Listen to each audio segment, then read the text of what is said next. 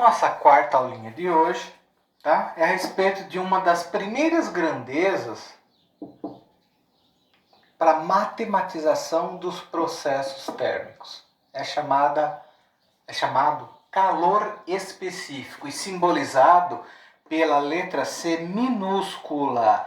Muito cuidado, gente, não pode ser C maiúsculo, porque o C maiúsculo nós vamos ver que tem outro significado, vai ser a capacidade térmica. Tá? Então, calor específico é uma grandeza térmica, tá? Na realidade é uma grandeza até termodinâmica, não apenas térmica, tá? E ela é extremamente importante. Por quê? Porque ela representa uma característica extremamente importante da matéria. Ela representa o quanto de energia um corpo consegue absorver antes de transferir esta energia adiante. Tá? Ou seja, ele representa quão isolante é um corpo. Tá? Eu estou falando em termos fenomenológicos, tá? Qualitativos. Em termos quantitativos, o calor específico tem a definição aqui, né? É a quantidade de calor que deve ser fornecida para que 1 grama da substância tenha sua temperatura elevada em 1 grau Celsius. Tá? Essa é a definição matemática. Eu estou tentando explicar. Essa definição matemática representa o quanto esse material é isolante ou é condutor. Então, primeira característica que eu olho, que eu observo no calor específico do material. Se o calor específico for alto, esse corpo tem característica isolante.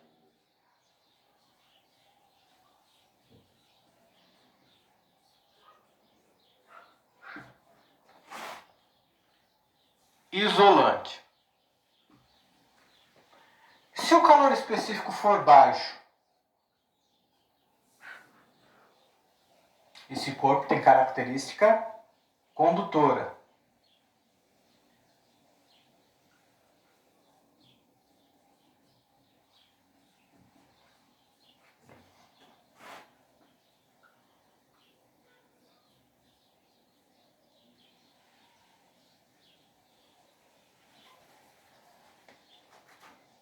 Tá, mas o quanto é alto e o quanto é baixo? Depende. Lembra que eu falei para vocês anteriormente que não existe isolante perfeito, nem condutor perfeito, obviamente, né? Perfeição não existe. Deixa isso para o pessoal da filosofia, né? O professor Donizete dá conta disso, né? Perfeição não é humana e nem é natural. Tá? Vamos dizer que perfeição é algo divino. E física no estudo divino, é a natureza.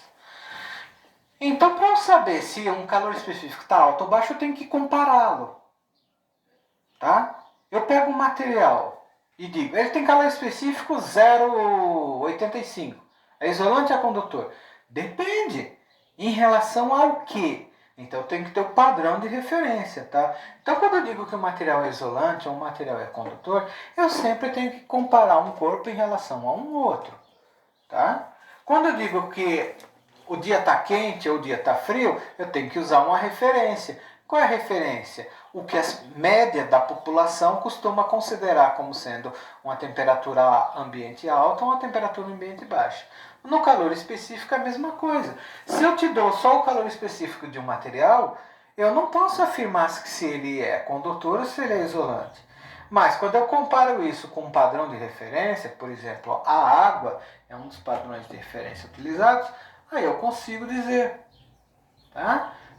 Então, eu sempre vou fazer a comparação entre, pelo menos, o calor específico de 2 materiais. O calor específico do único material soltado assim no ar fica difícil saber se ele é isolante, se ele é condutor. Eu já falei no vídeo anterior que panelas de vidro não são boas. Por quê? Porque não são condutoras. Mas por que eu estou falando isso? Porque eu estou comparando as panelas de vidro com as panelas de metal. As panelas de metal aquecem muito mais rapidamente. Então, em relação às panelas de metal, as de vidro são isolantes. Agora, vamos dizer que agora eu pego a panela de vidro, né, e Estou comparando com panela de barro. Ela é condutora ou ela é isolante? Aí ela vai ser condutora. Por quê? Porque a panela de barro é pior ainda. O barro é mais isolante do que o vidro. A energia passa um pouco mais rápida no vidro do que passa no barro, nessa outra cerâmica. Né? Aí piorou a situação. Então vocês viram, o vidro ele é isolante em relação ao metal. Mas ele é condutor em relação ao barro. Então, nesse aspecto aqui, eu tenho sempre que tomar bastante cuidado. Tá? Tem que comparar as características de um corpo em relação ao outro. Tem que ter um meu padrão. Tá? É assim que eu digo que o material pode ser isolante ou condutor. Tem que ser sempre em relação a um outro. Tá? Como que eu meço isso daqui? Isso daqui tem valores tabelados, tá, gente? Os laboratórios de metrologia ao longo do mundo, o único trabalho desses laboratórios é manter atualizados os bancos de dados do calor específico de tudo quanto é substância conhecida pela humanidade. Todo ano eles fazem medições para ver se não houve alguma alteração ou se não surgiu um novo material, uma nova liga, tá? Com um calor específico ainda desconhecido. Por quê? Porque isso é utilizado nas indústrias, isso é utilizado no comércio, isso é utilizado nas laboratórios de engenharia, de física, de química, de biologia, de farmacologia. Tá? Isso é utilizado nas indústrias alimentícias. Isso é utilizado, por exemplo, para você projetar um forno industrial de uma fábrica de massas, de uma fábrica de biscoitos, de bolachas, ou de um frigorífico que vai fazer um defumador. Né? O pessoal gosta de carne defumada, linguiça defumada, né? Presunto defumado.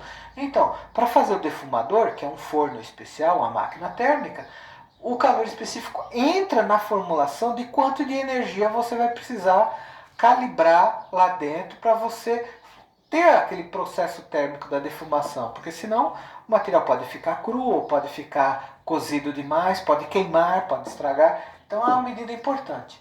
E a unidade de medida do calor específico, ou seja, a dimensão dele. Vamos ver aqui, entre colchetes, tá? É sempre a dimensão de uma medida.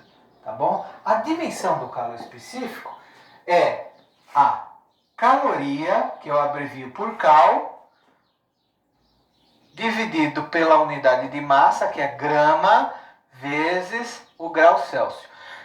Detalhe muito grande. Gente, as equações que nós vamos trabalhar doravante, elas são equações que não trabalham mais em quilograma, elas trabalham normalmente em gramas.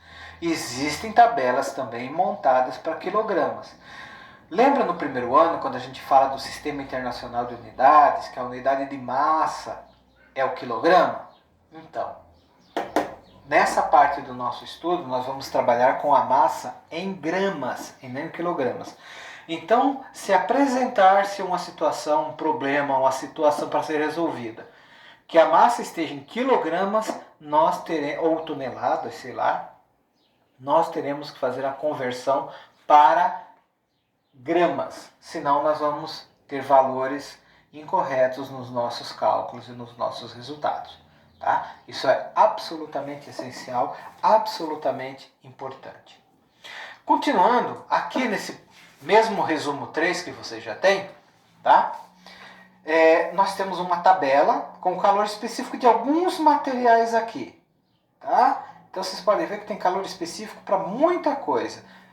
Na realidade, o banco de dados é imensamente grande. Quando isso não era eletrônico, era impresso, eram coleções de livros que eram editadas todos os anos. De um ano para outro você jogava fora a sua coleção e tinha que comprar outra. Hoje em dia não, você tem acesso a banco de dados eletrônico. Tá? Então, isso daí que é a parte importante.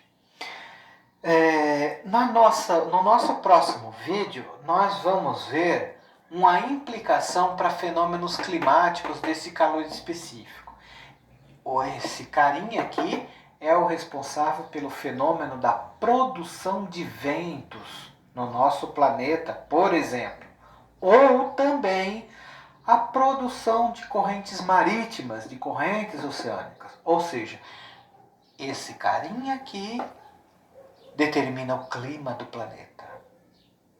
tá? É um dos principais determinantes do clima do planeta. Mas nós vamos ver isso com calma no nosso próximo vídeo para amanhã, tá? Dúvidas? Me perguntem no particular.